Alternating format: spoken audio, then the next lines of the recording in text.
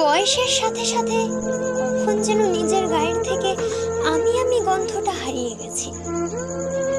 নিজের শখ আহ্লাদ এখন কাঁধের ওপর থাকা কিছু দায়িত্বের কাছে দাসত্ব স্বীকার করেছে।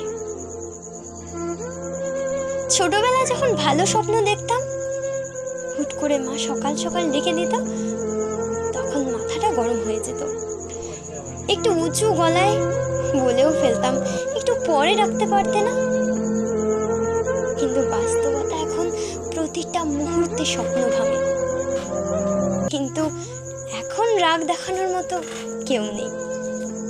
সমস্ত কষ্টগুলো নিজের ভিতরেই নিজেকে হজম করতে হয়।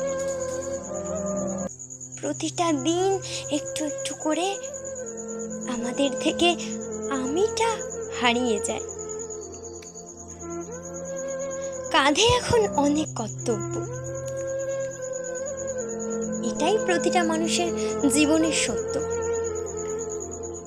তাই যতদিন সম্ভব নিজের শখ আহ্লাদগুলো পূরণ করার চেষ্টা করে যাও, কারণ একটা সময় এমন আসবে যখন তোমার শখ আহ্লাদ বলে তোমার কাছেই আর কিছুই থাকবে না।